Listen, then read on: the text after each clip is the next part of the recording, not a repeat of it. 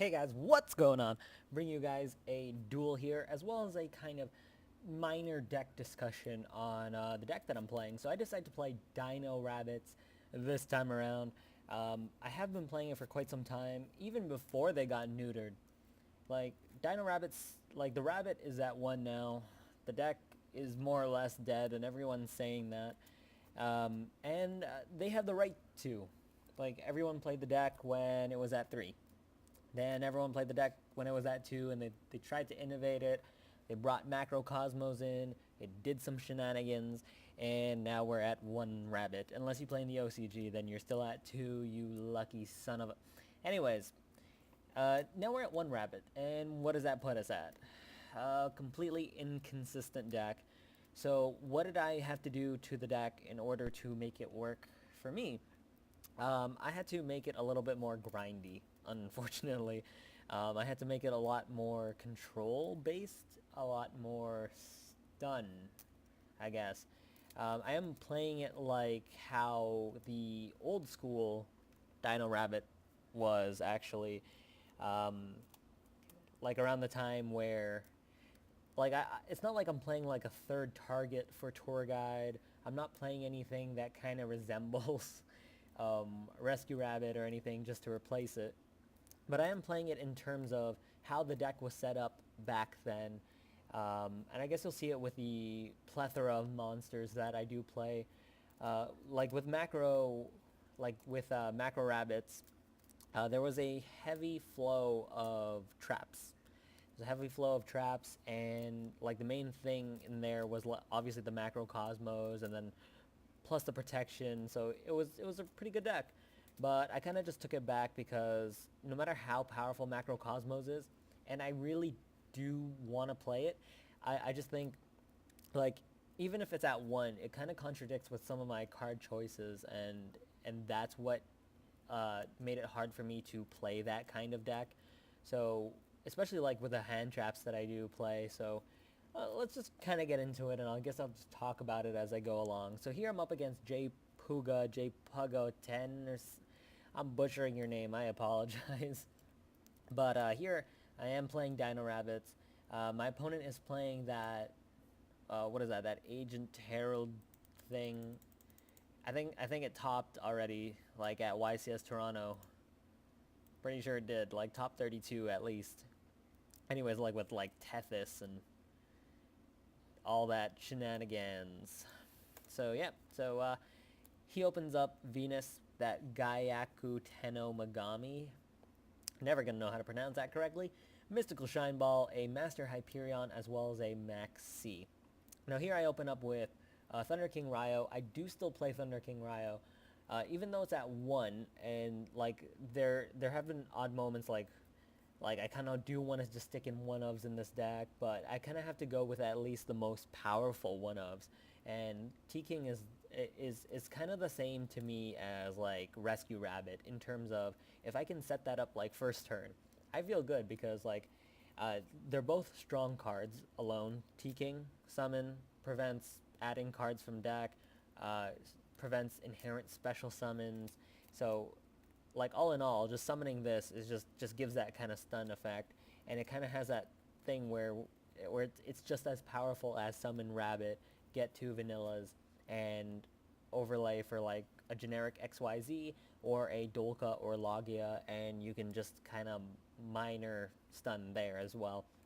So that's why I still play it. It's still a pretty good card overall, and it allows it forces, like in most cases, it actually forces out a lot more resources from my opponent in order to get rid of because of its hindrance. So I do still play the T-King.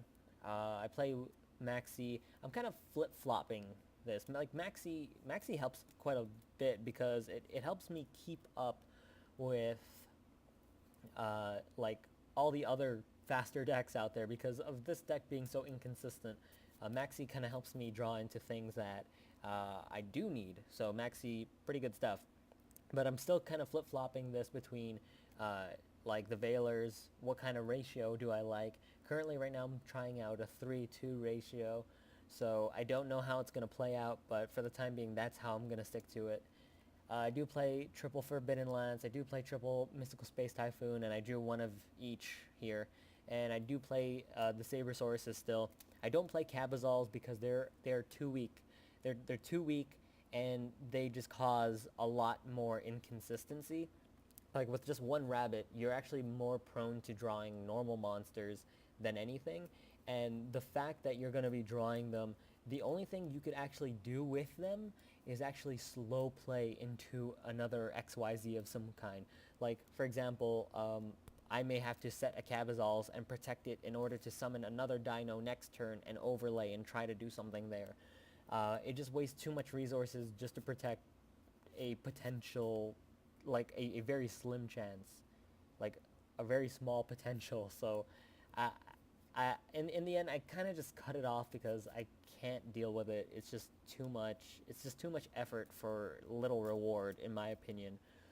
So I just ended up just sticking with the Sabersauruses. They're fine. If I draw them before the rabbit, it's whatever.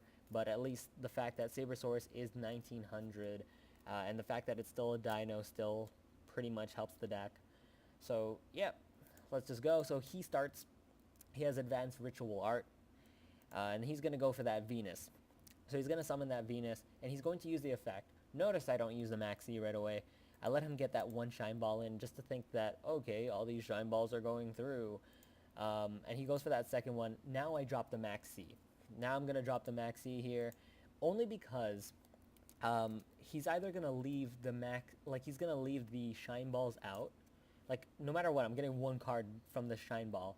But he can potentially leave the Shine Balls out, or he could actually overlay again for a Gotchi or something, and I can get another card. So Maxi will actually get me 2 cards instead of the 1. And also, Maxi actually, just dropping Maxi in this case actually told me a lot about what he's at, like how he plays, what he could actually do. Like, he could still be going for the Gotchi play because he's so fixated on the typical agent plays, or he could go for Gotchi simply because he has nothing for his Venus. He has no protection for this Venus.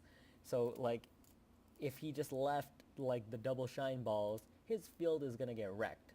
So, maybe he can't allow that. So, it was just things to ponder in my mind while I was playing him. So, he summons another Shine Ball. I draw a Jirac Guaiba. Then he goes for a Gotchi, and I'm able to draw a Debunk. I am trying out Debunk. Don't butcher me. The deck is dead. Let me try to innovate. So I am playing one Debunk. It is more or less a test card. It's not the best thing, but in my mind, like, in theory, it actually sounds good. When I tried it on paper, it sounded amazing. In my mind, it sounded amazing. But I'm still not 100% convinced on it, and that's why we test, people. That's why we test. We don't condemn things right away. We test, and that's how we learn. That's how we learn if something's good. We don't learn if something's good because someone comes along and goes, "Oh, hey, you shouldn't play that because that's a bad card." Oh, let's take your word for it. No, you test. You learn on your own. You learn through multiple matches. You see with all your all your optimal plays. Did Debunk work for you? Did Debunk not work for you? Where was it ever dead? Up against what matchups, etc., etc. But in theory, to me, Debunk seems amazing, but for the time being, I will be playing it.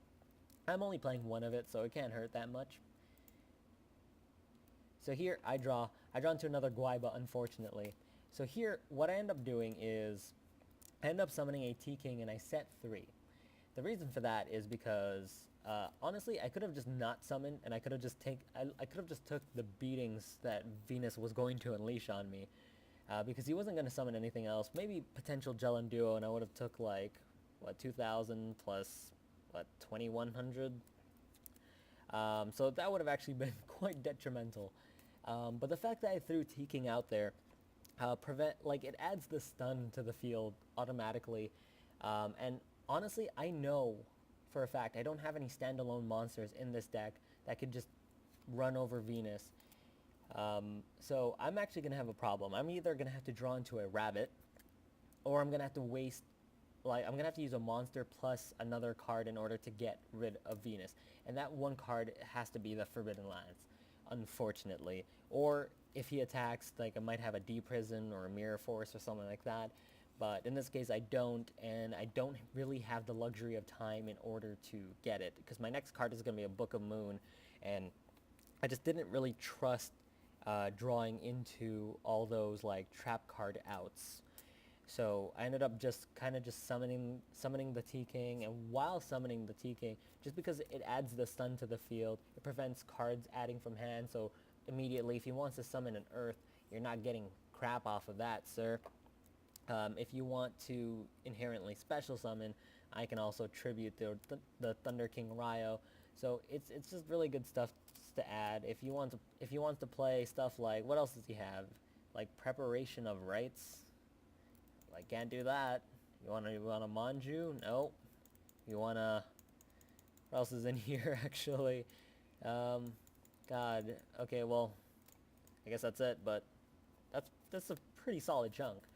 So yeah, I just ended up throwing it out there, and I'm just gonna end up Forbidden Lance. So here he just goes for the attack. I Forbidden Lance. I'm protecting that T-King with my life. Then he summons a Master Hyperion. I negate its special summon. Then he sets the Jelen Duo. So my turn. I draw into the book. I summon the Jurak Guaiba. And here I think, wow, this is amazing. He's setting cards. I'm gonna run over this guy. And Jelen Duo just ruined my life.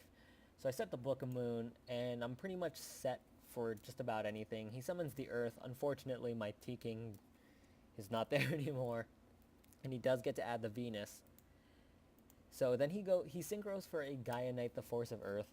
I didn't realize a lot of people were still playing Gaia Knight, the Force of Earth. I've seen actually people switch over to that HTS Psyhemoth thing, or some other weird cards, but hey, Gaia Knight, cool. So he tries to attack. I book it because I'm like, oh man, this defense is really weak. I can take this thing.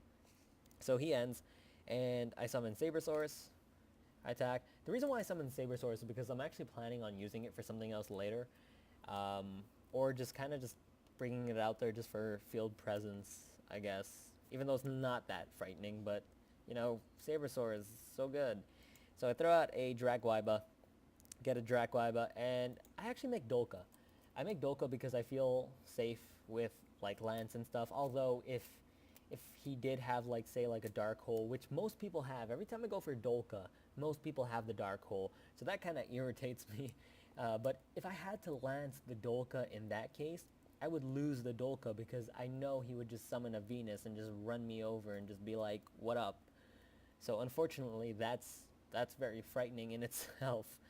But I just felt like he would just have like a lot of stuff out there, like hand traps wise, or even if he managed to summon another Hyperion, I'd be in trouble. So I just had to have something for those.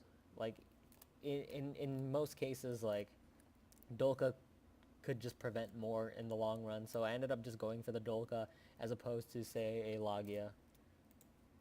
So draw phase, he draws into a Maxi, and then he sets the Mystical Shine Ball. At this point, I'm just like, this is amazing.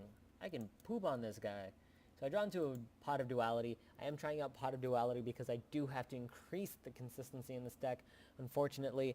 And unfortunately, Pot of Duality does hinder special summoning, but it does increase the consistency overall in the deck. It allows you to draw into spells, traps, monsters that you may see fit. So I summon that Dracwaiba, and he actually drops Max C, and at this point I was actually going to be one of those players that was going to go, okay, let me just attack into that thing with Guaiba, bring out another Guaiba, and oh, you know, did I already use the Guaiba? No, I didn't. Yeah, I used the, okay, so you guys will be introduced to my fourth target soon, which is Drac Velo. So I do play the Drac Velo, so I was actually going to bring that out and Synchro and XYZ, but I don't want to give my opponent cards. The fact that he set a monster and immediately as soon as he saw Guaiba, he dropped a Maxi, that told me a lot about like what he has. What he, like, he's already perceiving that my monster can already kill his because he dropped the maxi. He's already perceiving that I'm able to kill it. So I automatically know that he is actually running out of options here. So why would I kill it? Why would I start special summoning, giving him, like, and allowing him to draw cards into potential options when at this point in time he has 0 options? So I kind of just hold back on it. So I just attack with Dolka to his Gachi. He loses a material. Then I use Sabersaurus to attack his face down Mystical Shine Ball. Then I go for Pot of Duality. And it reveals a Mystical Space Typhoon as well as a Dark Hole as well as a Gorz the Emissary of Darkness. I didn't get the MST because just from facing the deck numerous times actually.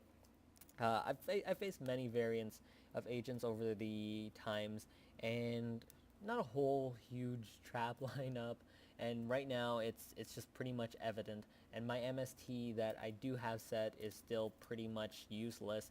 And if I am still scared of back row, I still do have the Forbidden Land, so I'm still pretty much in the clear. I end up taking the Dark Hole because it's just an overall more solid card. It's just that much better.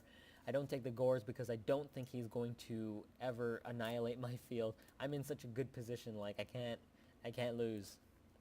So I get the Dark Hole, and he draws into a Master Hyperion, banishes it, and I didn't get this play at all. Like, maybe he could have ran over my Sabersaurus as well as my Drac Guaiba, but instead he summons it, and he decides to use the effect, and he tries to pop my Dolka. I'm obviously going to negate it.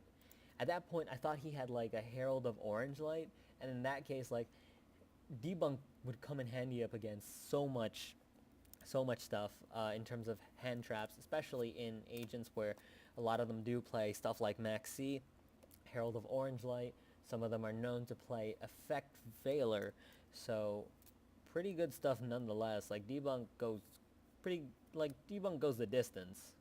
So I just ended up just negating it, and he sets a Venus. And then I draw into a Kaiku. Like I said, I gotta play the deck a lot more like a stun deck, like a little grindy. Like, I gotta play it like I want to win. So Kaiku has many uses similar to Debunk. And like, it was just too solid not to play, especially because of all the lack of cards that we're missing from the original Dino Rabbit, where we had that third tour guide, where we had that Sangan, where we had 2 more rabbits. So I just kind of had to put something a little bit more solid in there, and this card is actually blessed up against so much matchups, like I can't even begin.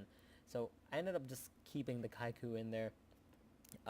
Also, in this case, I can potentially just remove his fairies.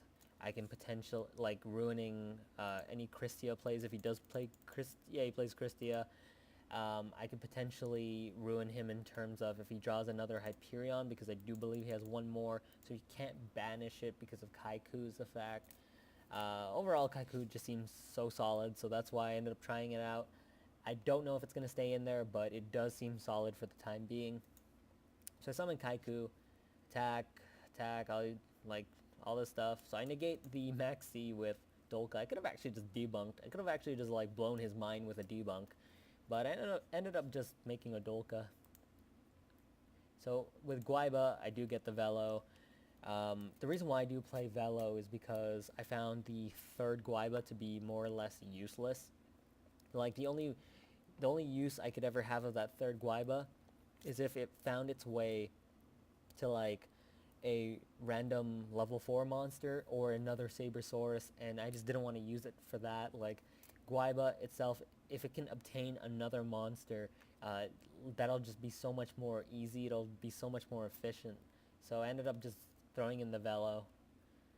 So yeah, he's about to get pooped on. I banish his Hyperion as well as his Venus. And then I go for a Logia. Don't, like, just excuse this for a moment. I threw Logia in defense mode because I misclicked. It was a simple accident, so don't butcher me for it. It's just a defense mode Logia, and I'm still in a good position, so eat me. So here he draws into a Manju, And here I actually have no way of negating it. But he summons it and he grabs a Herald of Perfection and he activates Advanced Ritual Art, and I'm going to negate that with Logia. And he ends there. And on my turn, I draw into a Spirit Reaper, so I do play Spirit Reaper as well.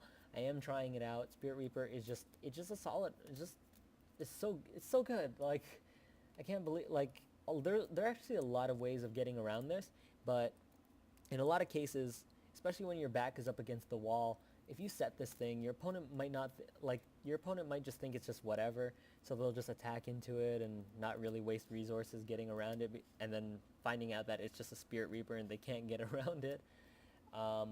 There are a lot of times that I can actually use him to my advantage in order to drain my opponent's hand of resources, but a lot of the time he'll be able just to sit there and just take beatings in order for me just to recuperate from whatever else happened during the duel.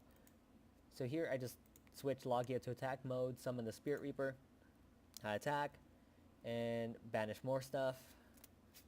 Go Reaper, bring out that Herald, and I just attack for game. So there you guys go. Dino Rabbits. It's not really Dino Rabbits anymore, actually, because there's just too much stun involved in it, actually. It's more like Dino Stun, if anything, because there's just there's like a heavy emphasis on the dinos now, and of course the stun aspect as well. So, well, let's call it Dino Stun for the time being, because we're only at one rabbit, and I know how anal people get if, like, especially when the dragon ruler stuff started being innovated and everyone threw in plants in there, and it was like 3 cards of plants, and everyone was just like, how is that plant rulers? There's only 3 plants. So let's not be too anal about it, I guess. So I ended up playing this. So yeah, guys, Dino Stun. Fun times. Later, guys.